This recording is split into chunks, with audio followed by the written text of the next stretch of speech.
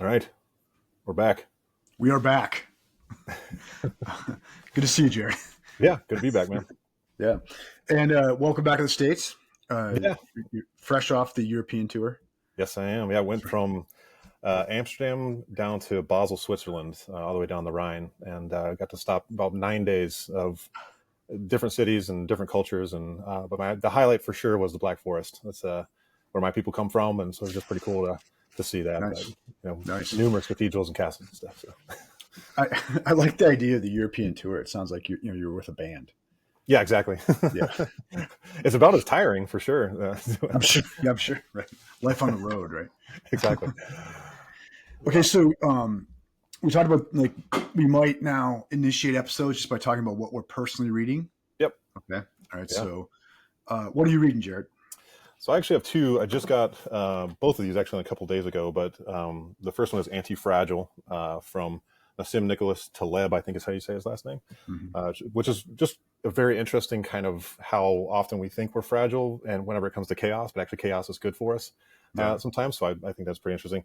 The other one is I got Goethe's Faust. I read this, I read Faust during the doctorate and stuff, but this is actually a translation by Walter Kaufmann, who I'm kind of a big fan of. I like his stuff that he did with Nietzsche, and his introduction's great in this one too. So it has the German on one side and the English on the other. So just kind of cool. I can't read German, but I do like kind of comparing. It's interesting. That's a great way to learn German, though. Yeah. I when I want to brush up on my German, and for the record, for all the listeners, my German is not good. Okay. I'm horribly dyslexic. I cannot pronounce a word of barely even English. Okay. If I see an English word I've never pronounced before, I cannot sound it out. Yeah. Okay. So, but when I want to brush up on my reading German, I get a Duolingo version of Wittgenstein's philosophical investigations. Oh, nice. And because Wittgenstein's German is pretty easy, it's kind of just plain common sense, person on the street German, and I can play around back and forth, and I know his vocabulary well enough that so when I want to play with German, that's what I do. I just get a bilingual edition, right? That's awesome. Yeah, I'm actually this summer hoping to get a bilingual edition of something by Merleau-Ponty. Oh, nice. With French, yeah. Yeah, that'd be cool. Speaking of which, here's what I'm reading. French translation. It's I'm just finishing, probably this week at some point, I'll finish my read of the new translation, the Richmond translation of Sartre's Being and Nothingness, which, by the way, it's very good. I can't really speak to the quality of the translation compared to the other one. Sure. But I had a very easy time getting through this. Nice. And man, this book, I have not looked at it since I was undergrad, and it's really blown me away. It's kind of disabused me of a lot of caricatures I was indulging in of Sartre. So we'll be hearing from this on the Dangerous Great Books. Yeah. Yes, absolutely. I've only really read excerpts out of that book, but is it pretty consistent cover to cover? I mean, is it just continually enlightening and continually? Yeah. In reading that, I mean, the Richmond translation comes in at 820 pages, 813 pages. So and I found myself at certain points man, I'm kind of hoping I get to a point that maybe I can skim or skip. Yeah. Right? But I found the thing is just read like a novel going through. That's awesome. It. And I haven't found a place I could shortcut my way through it. And as I've thought about, how I might use it in the classroom, it's a puzzle because I don't know really how you would abridge that thing. And maybe that's why you've never seen an abridgment of that book, Right. So, but I think there's pieces we can pull out for the show here that we could work on. Yeah. Nice. We definitely will, for sure. Well, so who do we have today? Who's our guy? But that is not the task today. Yeah. Right. So what are we up to today, Jared? All right. So this is actually our first piece of literature that we're going to go through. Mm-hmm. And I think off the tail of Kant, there's a bit of a critique here. It's Joseph Conrad's An Outpost of Progress, as it were. Yeah. So it's Joseph Conrad's An Outpost of Progress. I actually read it on a Kindle version on my phone because I read it while I was in Europe. But I had not read this. I have read Heart of Darkness before, so I do know a little bit of Conrad for sure. Mm-hmm. And it's only about 23 pages. It's not a huge. You can pretty much read it in about 30 minutes or so, 45 minutes. But yeah, this is our first piece of literature, and I thought, whenever we kind of talked about making this show, we really wanted to include literature because Sometimes I think that literature actually can be more dangerous than some of the more philosophical tomes because it personalizes it in a different way. So Dickens, I think, is one of the best kind of dangerous literary figures because of what he critiques, for sure. But so Conrad, man, we're jumping in. Yeah, on the literature point, real quick, one, I think, literature fiction allows authors to hide in ways. Mm-hmm. Yeah, and it lets the author play with what's the author's voice, if the author has a voice in this at all. Yes. And it's easier to do that. I think there's a reason why Plato wrote in dialogues, right? Yes. For similar reasons. Also, Alistair McIntyre pretty famously said in After Virtue that there can be no philosophy without a corresponding sociology. Mm-hmm. Okay. And he didn't mean there exclusively just literal sociology. He included in that literature that painted a picture of the social that would be implied by a philosophical view. Okay. He mentions Dickens, he mentions, Pride and Prejudice, this sorts of things. And I've always thought that was true, but then very rarely made any good on it whatsoever in what I do philosophically in terms of relating what I was doing to fiction. So I feel like I'm holding myself to account in doing this on the podcast and doing more fiction. So, and another thing too is I too have only read by Conrad before this Heart of Darkness. Mm-hmm. Right. And what turned me on to this particular short story is I heard, it was Chris Hedges refer to it in a podcast that he did. And I thought, oh, that's interesting. Nice. And then I think we both read that book by Thomas Ligotti recently. Mm-hmm. Right. And I think he references this along with Heart of Darkness in there too. Yeah. Which so I was like, kind of interesting, very different and interesting people converging, telling us to read this. And then when we decided to start out the podcast with talking about the Enlightenment, especially in Kant, then I thought, okay, we have to do this piece. We actually have to do this piece. Yeah. Cool. Yeah, it's interesting. I also didn't know that. So prior to reading this, so Conrad, prior to writing this, he spent 3 months in a very similar situation in an outpost with the Navy, and so he's coming at this from a very personal perspective of the idea of isolation and everything else we'll be talking about. But I just thought that was really interesting. It's not just a critique from afar; it's something that he personally experienced. Yeah. Yeah. So should we run it back a little bit and talk about, kind of where we left off with Kant in the last two episodes? Okay. Yeah, definitely. So, 2 episodes back, we discussed Kant's famous essay, An Answer to the Question of What is Enlightenment. And Kant, proposes that what it is to be enlightened is to be freed from our self-incurred tutelage, which basically comes to a willingness to think for ourselves. Okay, a willingness to realize that we are free beings, where free doesn't mean just a crass voluntarism, but it means an ability to act according to the dictates of the space of reasons. Right? That we can be beings that are held to things simply by the fact of the grip that duty has on us, the grip that rationality has on us, and we can do that against all inclination. Right. Mm-hmm. And to realize that about ourselves and to act on it, that is enlightenment for Kant. Yeah. Okay.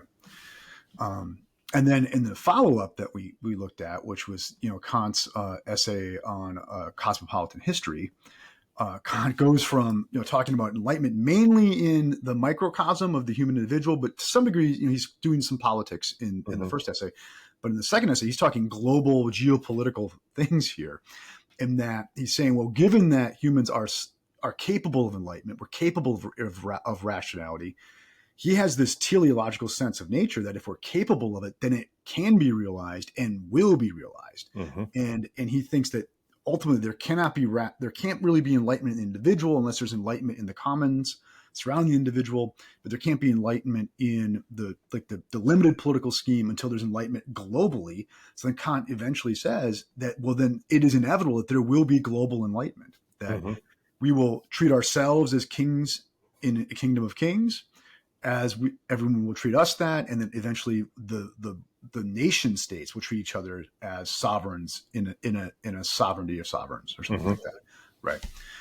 And that notion of an inevitable progress that comes with enlightenment, right? That's coming now as we cast off any kind of non-rational constraint on human thought. I think that's the important thing. Is like for Kant, if we just cast off the constraints on human thought, any non-rational constraints on human thought, that you're going to have progress now. That things will get literally materially better, he seems to think, in some level, although that's not his primary concern. That things will get better in the sense of we will be on an inevitable march towards a kind of universal treatment of human beings as if every human being is a king in a kingdom of kings. Okay. Yes. Yeah. Yeah. And interestingly, too, in his, on that second essay, and I think it particularly speaks to what we're talking about today, is the idea that even setbacks are just part of the process, right? Yeah. So like violence or an antithesis, if you will, that shows up and kind of pushes back against that narrative. It's just a setback that is part of the growing process, right? Eggs and omelets, man. Yeah, exactly. Well, it's one of Eggs those and weird omelets. things too, of like, if it's also not, like, he didn't really set it up as a way of, well, setbacks are a way for us to also look at whether or not this is true. Right? Whether or not the consistent enlightenment is going to actually happen. And it's in this way that Kant is not a dialectical thinker, because it's not as if like the setbacks are simply setbacks. There's nothing to be learned from them, and they're only contingently related to the end goal. Yes. Whereas later when we talk about Hegel, that is not the case, right? Yeah. And also we noted this too in the episode on the cosmopolitan history with the cosmopolitan intent, where Kant does say, yeah, but humans do need masters. At least the unenlightened need masters. Okay. Now maybe we're going to get over all that, but at certain stages, certain people will need masters. And I think we're going to feel that in this short story by Conrad. Yeah. Absolutely. Yeah. All right. Well, do you want to give a little bit of background, I guess, on the characters, what they're doing? Sure. Okay. So,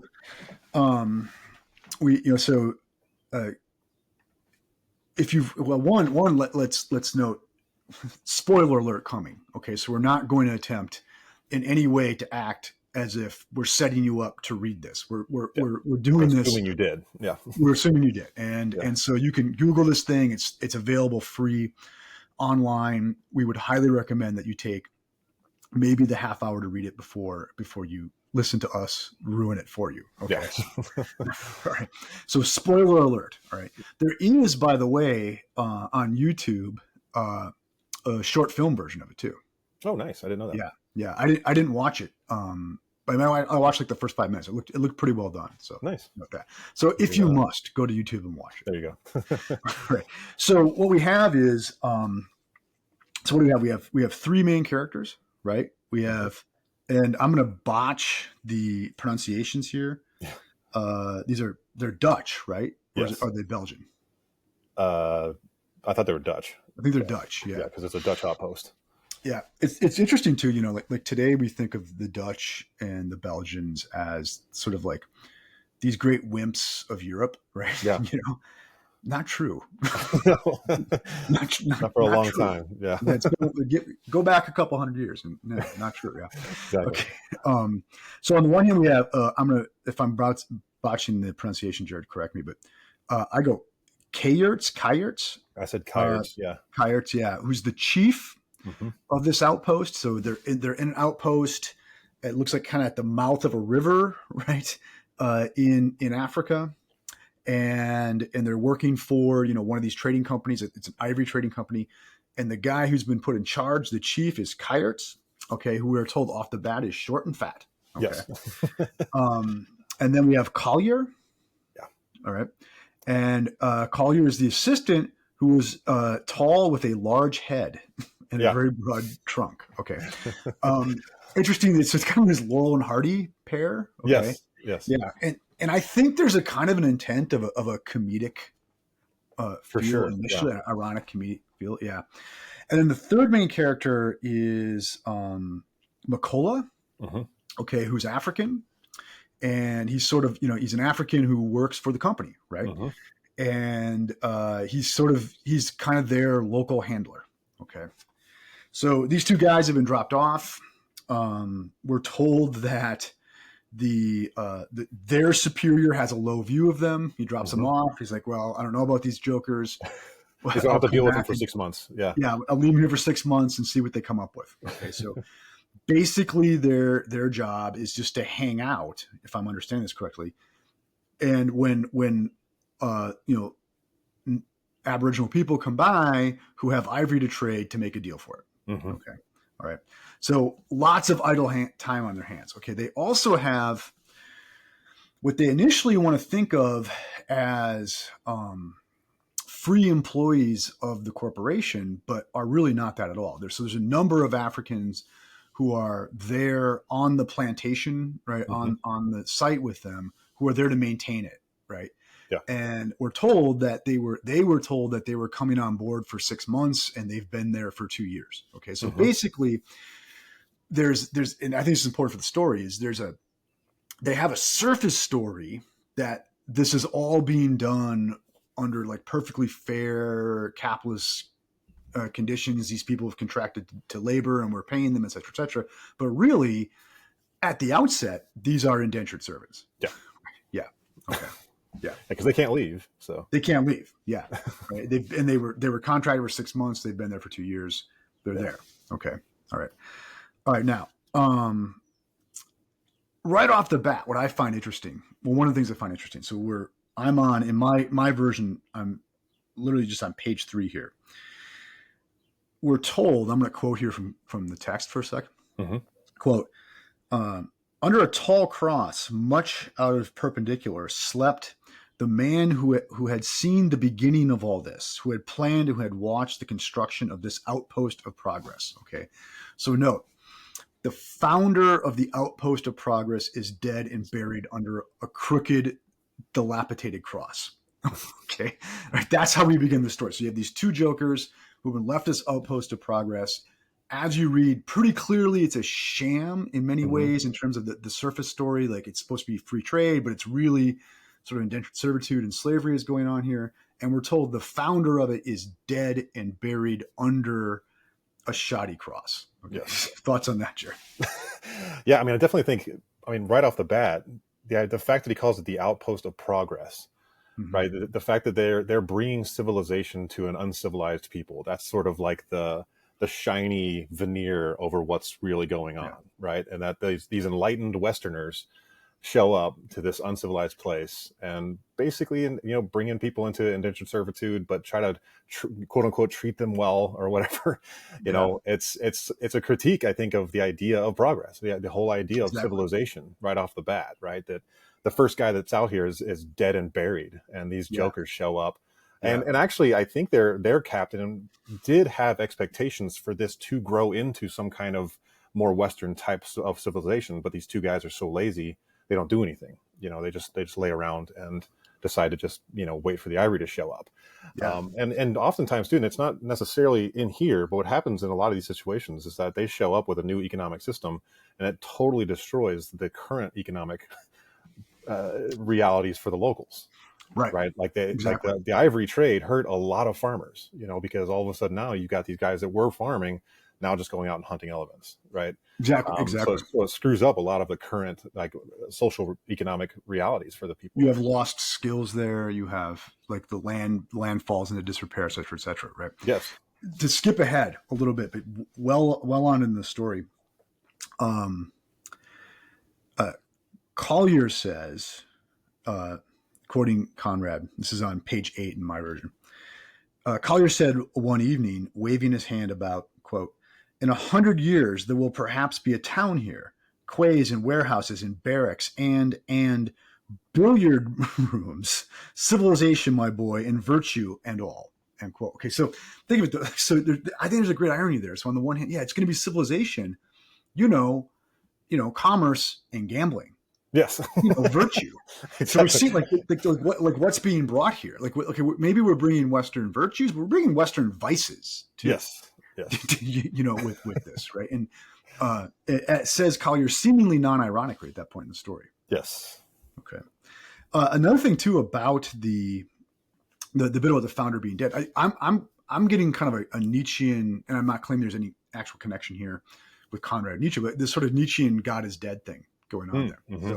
So you have this sort of we can rely on, whether it be, literally God or literally human nature or, the march of reason, et cetera, to assure some kind of good outcome, right, in our progressive sense of history. And we're told here that founder is dead and buried. Right. Yes. And so what we're going to find out here is what's really running things. Yes. Right? So on the one hand, whereas the Enlightenment's official story about itself is that there's a rational force operating through nature. Mm-hmm. Maybe it's just us as a rational force, but there's a rational force operating through nature. And I think what Conrad is doing here is like, okay, let's strip ourselves of that easy veneer of what we think of ourselves, and let's see what really runs things in this world. Yes. Yeah, I'm going to quote, so this is on my Kindle version, it's page 5. Mm-hmm. And it's really, I think, a really good kind of underpinning of what he's trying to say regarding civilization. It says, few men realize that their life, the very essence of their character, their capabilities and their audacities, are only the expression of their belief in the safety of their surroundings. So the courage, the composure, the confidence, the emotions and principles, every great and every insignificant thought belongs not to the individual, but to the crowd that believes blindly in the irresistible force of its institutions and of its morals, in the power of its police and of its opinion. And here's the best part.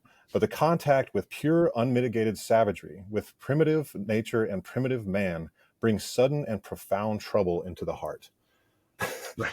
I just thought that was brilliant because, especially around this time, you also have this kind of totem of the natural man, right? It's like Rousseau and many of these others that say like society is setting up, a problem within man.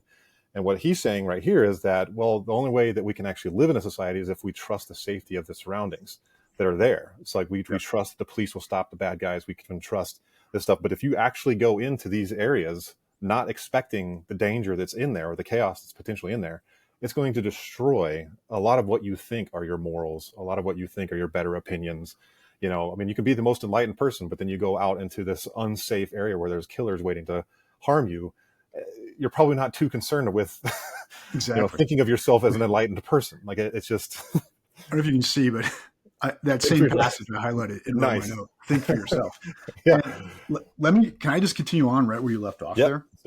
So picking up where you left off, Jared, quoting Conrad now, to the sentiment of being alone of one's kind, to the clear perception of the loneliness of one's thoughts, of one's sensations, to the negation of the habitual, which is safe, there is added the affirmation of the unusual, which is dangerous, the suggestion of things vague, uncontrollable, and repulsive, whose discomposing intrusion excites the imagination and tries the civilized nerves of the foolish and the wise alike.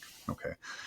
What I find about what you read and continue with this, it's fascinating, is he's saying that like okay, you think you arrive at these enlightened views through your own exercise of reason. And what Conrad is saying is that was only possible as part of a social commons. Mm-hmm. It was only because you were already thrown into some kind of social commons that was providing you the luxury of reflection in the first place that you were able to arrive at that. Right? Yes. You see that. Okay. And then continuing down in the next paragraph, I believe it's Collier is feeling haughty towards Kayerts, right? And he says he assumed his superiority jocularly, but his meaning was serious. The idea that he would perhaps have to bury Collier, it's Kayerts, would have to bury Collier and remain alone gave him an inward shiver. He felt suddenly that this Collier was more precious to him here in the center of Africa than a brother could be anywhere else. Okay. And so I think what we're getting here is like this notion of enlightened individualism, that I can go on my own, that I'm capable of deciding for myself, that I'm capable of an exercise of spontaneous free rationality, independently of some social commons, that goes by the wayside when you get dropped off in the jungle. Yes. And you suddenly see yourself very, very much dependent on other people. Yes. Right. And so in my marginalia that I wrote there is like, it's Aristotle's a man alone is a beast or a god. Right. But it's not a human being. Okay. Yes. Right. And you can see that I think that is one of the prime themes here, is that these guys had this view of themselves as a certain kind of being, but when put in this situation, they see, though, no, that wasn't nature. That was the civilizational context that we were in. Okay. Yes. And the actual nature of things is very different from that. Yes. And Right. I think that's why this piece works extremely well for this podcast. Because to Right. me, it seems like that's the space we're trying to invite people to, of like, go into that space where it's a little dangerous, go into that space where you're not just relying on social constructs or anything, but to think for yourself and to have to go into those kind of uneasy, unfamiliar spaces. Because it's interesting that even here, I mean, there were other men around him, right? But Right. he only felt close to the one that was familiar Yeah. from the same social commons. Yeah. And no, I think that part is part two of like the critique of the racism in this that Conrad's Mm-hmm. doing is that there's other perfectly good human beings around them, but they Yes. only see themselves as dependent on the other white guys, right? Yes. The white guy. Yeah. Okay. Yes. And similar to what we talked about with Kant, and that, one of the problems with the idea of enlightenment or the idea of becoming an enlightened person is that you can start treating other people that you don't consider enlightened as less than, right? Right. There's clearly happening here. Like, even though these two guys are kind of bumbling idiots, right? They still see themselves as a progressive, as something bigger or something better. Yeah. And so going over it, this is on page 6 of my version. There's a paragraph that begins, and now released from the fostering care. Mm-hmm. Okay, so I want to go up a little bit from there. Start at society. I think I have that exact same one highlighted. Yeah, I bet we just above that. For them, an impossible. I'm quoting here. Sorry. For them, an impossible task to grapple effectually with even purely material problems requires more serenity of mind and more lofty courage than people generally imagine. No two beings could have been more unfitted for such a struggle. Society, not from any tenderness, but because of its strange needs, had taken care of these two men for forbidding them all independent thought, all initiative, all departure from routine, and forbidding it under pain of death. They could only live on condition of being machines. And now, released from the fostering care of men with pens behind their ears or of men with gold lace on the sleeves, they were like those lifelong prisoners who, liberated after many years, do not know what use to make of their freedom. They did not know what use to make of their faculties, being both through want of practice incapable of independent thought. End quote. Okay. Enlightenment turned on its head. Like these guys who come from this enlightenment, the cradle of the enlightenment, like, the Low Countries, right? They come from the cradle of the enlightenment. They've never been free before. They've never had to think for themselves. They've been a part of a machine that thought for them. Like we'll see this at some point when we do Kierkegaard's The Present Age, where Kierkegaard says, we do not have an age of enlightenment. We actually have the opposite. Right? Yes. We have a public to do our thinking for us, and maybe all the better, right? Or it seems that we need this. Okay. Mm-hmm. And now they are in a situation where they have actual freedom, where they actually do have to decide for themselves and do something. They are going to be shown to be utterly inept and incapable of that. And they're going to fall into the very brutalities that they thought themselves aloof to. Yes. Right. Yeah. That's just such a huge critique of all of that. Because also, this is also a major critique of colonialism just in general, right? Yes. So we're talking 100%. About enlightenment for sure, but an outpost of that, or whatever you want to call it, is colonialism, thinking that you can show up and create something that doesn't exist currently. So yeah, and whether you're a Kantian apologist for enlightenment, as we saw, or you're like, say, a Marxist critic of the Enlightenment, mm-hmm. both sides of that will say colonialism is not accidental to the project. Yes. like what we saw Kant saying, like, no, we need to spread the Enlightenment. Otherwise we can't have it at home if we don't have it abroad, right?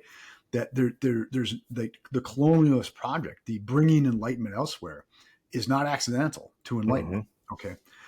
And I think what Conrad's saying here is, well, yeah, so in fact, enlightenment is not what it was claimed to be. And so what you're bringing abroad is precisely not what you're claiming to bring abroad. Right? Exactly.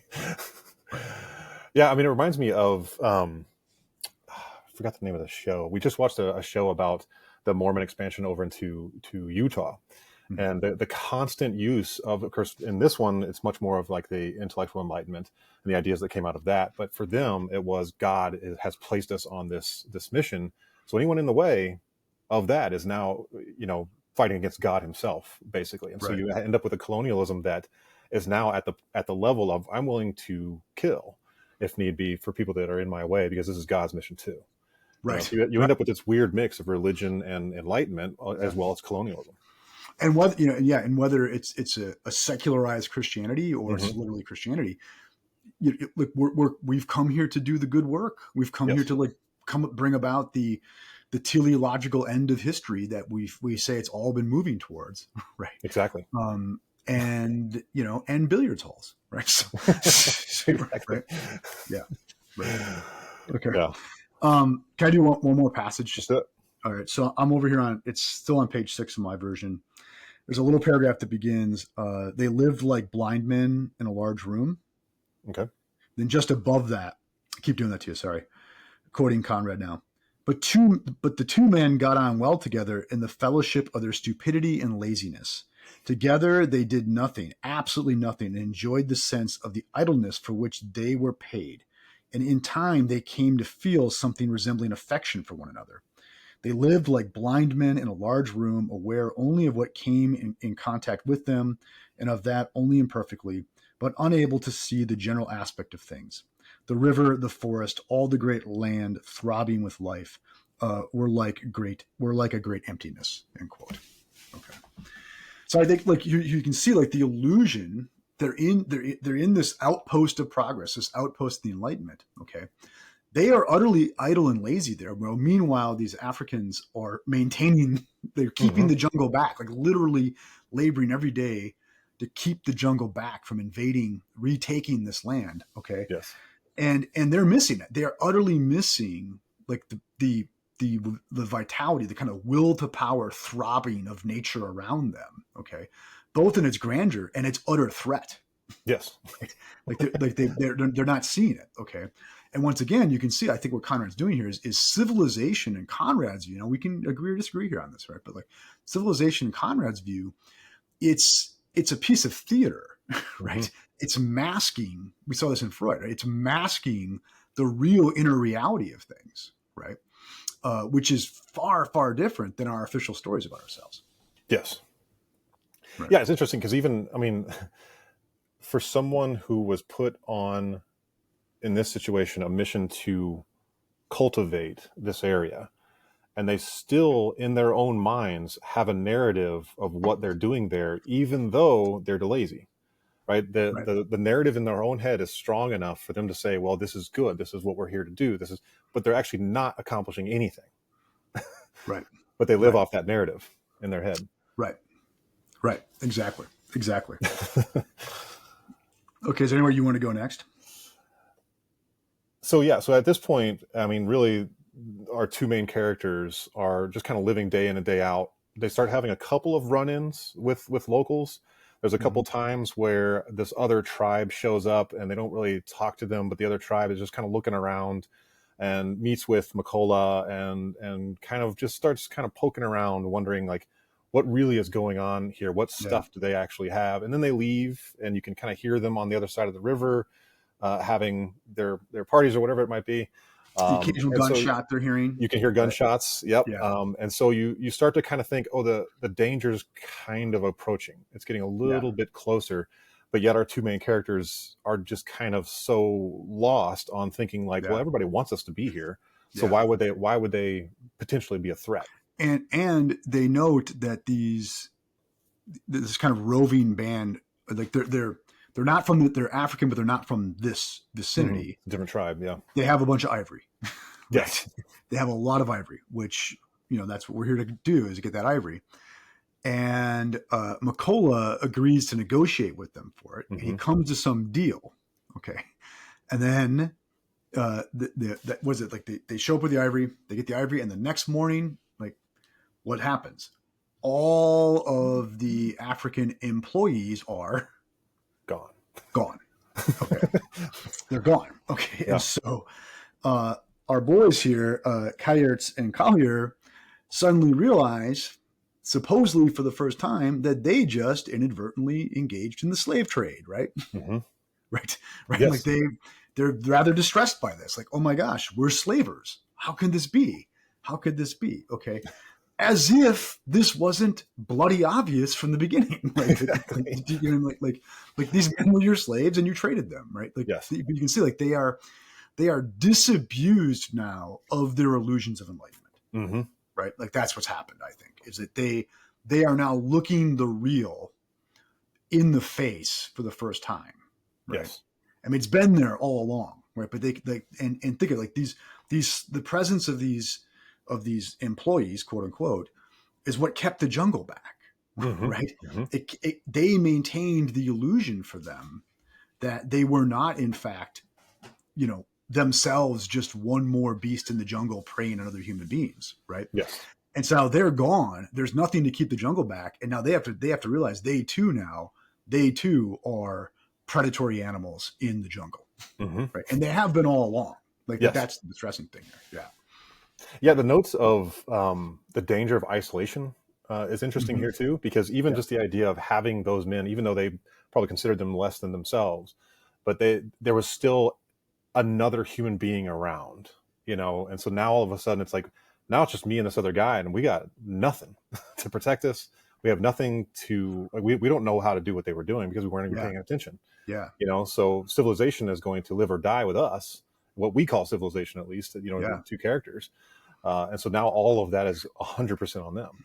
And there's this reversal here, right? Like, so civilization is going to live and die with us, and it turns out what we thought was civilization was actually anti-civilization. Yes. like what we thought was reason against brutality was really just one more expression of brutality with reason frosting on it. Mm-hmm. Right. So if you skip ahead, I'm on 16 in mine. Okay. It's in that second chapter of it. There's an exchange, they just realize, oh crap, I think we just sold these people into slavery. Yes. Huh. Okay. Quoting Conrad here, slavery is an awful thing, stammered Kayerts in his unsteady voice. Frightful, the sufferings, grunted Collier with conviction. They believed their words. Everybody shows a respectful deference to certain sounds that he and his fellows can make. But about feelings, people really know nothing.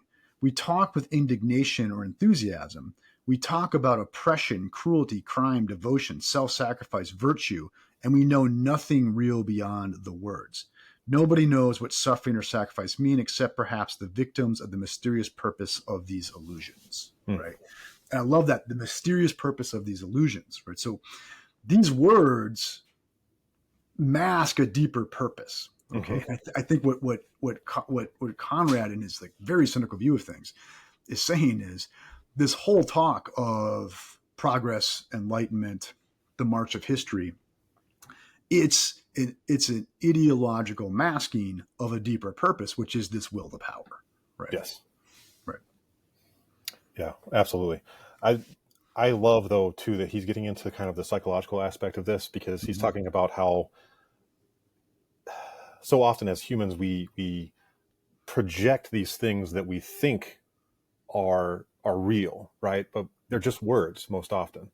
I kind of actually underline this and said we're the WWE of ourselves. Sometimes we put on a show and we're watching the show, and even the crowd decides we're going to all agree that this is probably real, but everybody knows it's scripted. Everybody knows that this is not a real story that's going on. And so what happens here is that veneer, it's like you're in the crowd of a WWE thing and you realize, wait a minute, this whole thing is fake. Like this whole thing we're watching, we're all agreeing to see this as real, but really it's fake. But it takes getting dropped off into these dangerous areas to actually see it. Yeah, I've been reading Goffman, the 20th century sociologist's work lately on like his argument is that like we spend most of our time play acting, like mm-hmm. most of what we're doing is we're enacting roles that both we and the people consuming our performance know are pre-canned social roles. Yes. Okay. And they have nothing to do with what's real. They're just what we have to do to get through the situation, mm-hmm. right? To sort of manage things. Okay. And I think that's exactly what you're saying here. Right. And I think here, what Conrad seems to catch on to this, and he's saying, but this goes very deeply, even to some of our most cherished beliefs, right? Yes. That it seems like we're like these two guys were play acting for their own consumption for each other, right? They were play acting this piece of theater that they were there for high purposes of enlightenment, et cetera, when really that this was just masking the darkness of human nature that Western humans are not exempt from any more than anyone else. Yes. Right. Exactly. Yeah. Yeah. It reminds me, I'm going to see if I can find the quote. There's a piece that, this is back in the first part. So it's like page 9. Mm-hmm. And they found some old copies of a paper from back home. Oh yeah. And it says that print discussed what it was pleased to call our colonial expansion in high-flown language. It spoke much of the rights and duties of civilization, of the sacredness of the civilizing work, and extolled the merits of those who went about bringing light and faith and commerce to the dark places of the earth.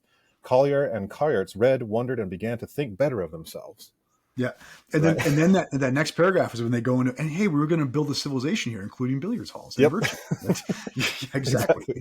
Yeah, and so think of like this piece of print, this pamphlet, gives them the script for their own ideological performance for each other. Yes. Right. And think of it now, and this is maybe partly why they're so afraid of being alone, is because without someone to consume my performance, right, then who does it convince? Right? Like I need you to pretend like you're convinced by my performance. You need me to pretend like I'm convinced by your performance so we can carry on with that illusion. If I have no one to perform for, and there's no one to affirm me in my bit of lying theater, right? Yes. Yeah, that's dark. Yeah, it's really dark. Yeah, because they need, like all of us, to believe that somehow we are better than this, right? Yes, right. Yes, and they needed that narrative, and I think this might also go back to Kant of the idea of a master, right? Yes. That these folks, these two guys, would definitely be candidates for someone who needs masters. Yeah. And whether or not it's an old paper that's giving them the language on how you're supposed to think about yourself and what you're doing.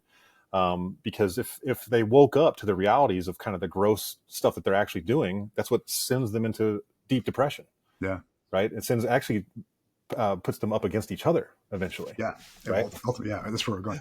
Well, look, the Lacanian big other. Yes. Right. Okay. The master cannot exist. Right. Famously. Yes. But it just has to insist. Right. It's our common belief that there's somebody running this, right, that has scripted this for us, that makes the play take. Right. Yes. Okay. Right. And so, just any pamphlet will do, as long as we can like recognize that as authoritative and it gives us the right story, and we can both act as if we believe it. Yes. Right.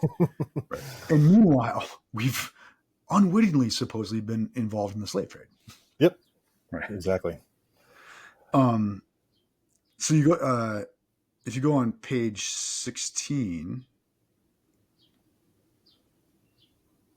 Oh no, that's what I just did. Sorry. It was the bit about, sorry about that.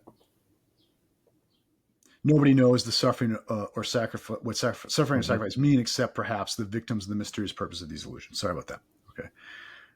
If you go over to the next page, I guess it's still on 16. We get this bit about fear, right? Okay, so it seems like they lose everything, and all they're left with now is fear. Yes. Right. So like they've lost all their performances, right? They've lost all like the sort of machine defined roles that they can play. Okay. And once stripped of all that, for Conrad, the basic human emotion, right? The basic like existential mood is fear. Right? It's fear. Okay. So I think for Conrad, now once again, we can debate this, right? But like for Conrad, human nature is like fundamentally paranoid. Yes. Right. Right. It's like fundamentally paranoid.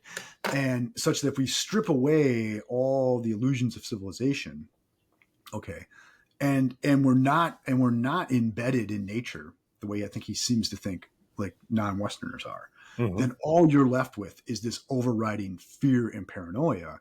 And so then what's going to happen here is these two guys are going to have to kill each other because of the deep-seated, unmitigated fear. They've lost their roles. They've lost the theatricality that allows the social commons to happen. And so now with just raw fear, it's going to end violently. And Yes. it does. Yeah. And it does. Yes. And it does. Yeah. It is interesting because this is kind of an existentialist bent for him, that he's like, you stared into the abyss, Yeah. and it scared the crap out of you. Yeah. You know Yeah. what I mean? You stared into how minuscule you really are in comparison to being itself, that Yeah. you realized you don't have to exist, really. And that's pretty scary. Yeah. Because so think yeah. So there's a passage towards the end I want to hit that very hard on. Okay. If go ahead a little bit, I'm on page 19 of my version. Okay. It's the incident where they fight over the sugar. Yep. Okay. So what is it? It's Collier is a little sick and he thinks a few extra calories might like really get him back on track. Right. Not a little sick. He's very sick. He's probably dying. Right. Yeah. Okay. All right. And Kayerts is still trying to like be the chief and think in terms of the long game and all this. All right. And he says, no, you can't have the sugar and I say so because I'm the chief. Right. Okay. So first Collier says, quoting here, "Joke," said Collier, hitching himself forward in his seat. "I am hungry. I am sick. I don't joke. I hate hypocrites. You are a hypocrite. You are a slave dealer. I am a slave dealer. There's nothing but slave dealers in this cursed country. I mean to have sugar in my coffee today anyhow," right? So let's just admit what we are. Let's quit the pretenses of prudence here, okay? Then continuing on down below, this is still Collier. "What?" yelled the other. "Who's the chief? There's no chief here. There's nothing here. There's nothing but you and I. Fetch the sugar, you pot-bellied ass," right? Okay. There's no big other. The roles are gone. We're down to the raw of human nature, right? Mm-hmm. Give me the sugar. Right? I don't want to die. Right? Yes. Period. That's it. Like we're at the absolute raw now, right? Yeah. And this is when they start fighting, right? They start fighting, So right? Collier gets a stool, swings it at him. Yeah. He calls him, "You flabby, good for nothing civilian," as he swings it. Yeah, Collier is a veteran, right? Yeah. Yes. Okay, so eventually, like long story short, Kayerts shoots Collier. Turns out Collier's unarmed at the time. He's got stories about it, but we don't know what's real now, Mm-hmm. right? I mean, because he had stories about being in the slave trade too. Mm-hmm. Okay, so he shoots Collier dead. Okay, and then we get going. This takes us to the point that you were making earlier that I really want to emphasize. So I'm over on page 21, getting right close to the end of it, right? So this is after Kayerts has killed Collier. McCullough says, "Hey, we'll bury him in the morning." Okay. And then we hear, "Night came and Kayerts sat unmoving on his chair. He sat quiet as if he had taken a dose of opium. The violence of the emotions he had passed through produced a feeling of exhausted serenity. He had plumbed in one short afternoon the depths of horror and despair, and now found repose in the conviction that life had no more secrets for him. Neither had death. He sat by the corpse thinking very actively, thinking very new thoughts. He seemed to have broken loose from himself altogether. His old thoughts, convictions, likes and dislikes, things he respected and things he abhorred, appeared in their true light at last, appeared contemptible and childish, false and ridiculous. He reveled in his new wisdom. While he sat by the man he killed, he argued with himself about all things under heaven, with that kind of wrong-headed lucidity which may be observed in some lunatics." End quote. I'm going to come back to the next paragraph, but I think there's a lot to say there. Okay, so he's achieved enlightenment, right? He's now thinking for the first time, right? Yes. Because he's been completely disabused of his illusion of civilization. Yes. Right. Right. Yeah, I love that it says wrong-headed lucidity, which may be observed in some lunatics. I thought that was a very interesting way to say it. Wrong-headed lucidity. Wrong-headed lucidity, right? Like Yeah. a clear-headed but wrong-headed. Yeah. That's funny. and look, thinking very actively, thinking Yes. very new thoughts, right? He's spontaneous in thought now, right? Yeah. And that irony of it's wrong-headed, but it's complete lucidity, right? Yes. It's like what is like is it Chesterton where the madman is like the most lucidly rational person? Yes. Right. Okay. Though I think Conrad's up to something different here, Yeah. similar thing. Um, and so you can see I really do think there's an intentional turn of Kant on his head here. Like you Hmm. want enlightenment, go to the heart of darkness, right? Yes. And see what we're really about. Yes. Right. Okay. Sitting next Now, to a dead corpse that you just shot. yeah, exactly. Okay. So continuing the next paragraph here. Incidentally, he reflected that the fellow dead there had been a noxious beast anyway, that men died every day in the thousands, perhaps in hundreds of thousands. Who could tell? And that in the number, that one death could not possibly make any difference, couldn't have any importance, at least to a thinking creature. He, Kayerts, was a thinking creature. He had been all his life, till that moment, a believer in a lot of nonsense like the rest of mankind, who are fools. But now he thought, he knew, he was at peace, he was familiar with the highest wisdom. End quote. Okay. So think of it, right? So what is the highest wisdom? It is a kind of nihilism, right? Hmm. Hmm. It's that, well, look, like you die, I die, one of millions today to do that. This is not an event that is of any significance in the jungle, Yes. right? Like in the raw real, this has no significance, right? It only has significance in the illusions of civilization, Yes. right? Right. And it's interesting too, because I think he is critiquing it in the sense that the illusions of society aren't necessarily a bad thing, but it's also one of those things of like, well, within those, you also have familial relations, and where a death actually means more, Right. right? Because Yeah. you are now a missing father, a brother, a son, whatever that might be. Yeah. Whereas in the heart of the jungle, in the heart of the chaos, the nihilism Yeah. exists, Yeah. right? Or this could be like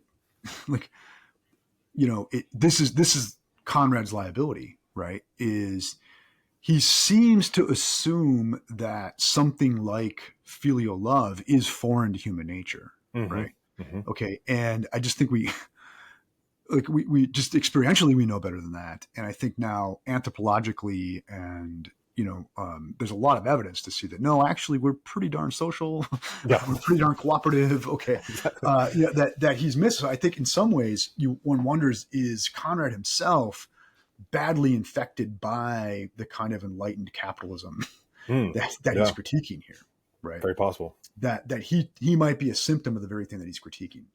That's sort of my view, right? That's interesting. I think he's getting dead right, like what this mentality does to us, Hmm. right? But I think that mentality masks something very important, right? Yes, That somehow like love is foreign to this, right? That's foreign to nature. It's not, right? exactly. We are evolved to love no less than we are evolved for malice, right? Yes, yes, and that's where I think the aggrandizing of like the natural man, they do Yeah, remove love from a lot of that, because they yeah, create the individual, yeah, right? yeah. But I mean, once again, you and I are both the last people to say that Conrad isn't getting an important gear in human nature Oh, dead right. absolutely, Okay, absolutely. absolutely. And that it seems that we at our peril ignore this, and at our peril we take too seriously our civilizational structures as natural, Hmm. right? Hmm. that these civilizational structures, for good or ill, are achieved, right? Yes. And I think we do well to like follow uh, Conrad's critique to see, just because we have them doesn't exempt us from the dark shadow that's in human nature, right? And I Exactly. think it's that repression of a shadow that has led, it's like lent itself to all these abuses of colonialism, imperialism, and even stuff closer to home. Yeah, Absolutely. I think too that like, what I would take from this in particular is similar to what we're just doing with this podcast, which is to try to break some of those illusions a little bit and start to see underneath the veneer of the stories we tell ourselves, right. to give ourselves a certain level of meaning, as opposed to really thinking for yourself and trying to see through some of that. Because you don't want to be the guy that's out on a mission, and all of a sudden he realizes he's dealing in slaves. Right? Exactly. Like that, Exactly. you don't want to be that guy. So understand the little bit of darkness we all have within us, and some of the darkness that's behind some of the veneers we have. Yeah. Or I think we should, after reading the story, shall be willing. Am I dealing slaves? Exactly. Who are the slaves I'm dealing? Right. Exactly. I think that's it. And in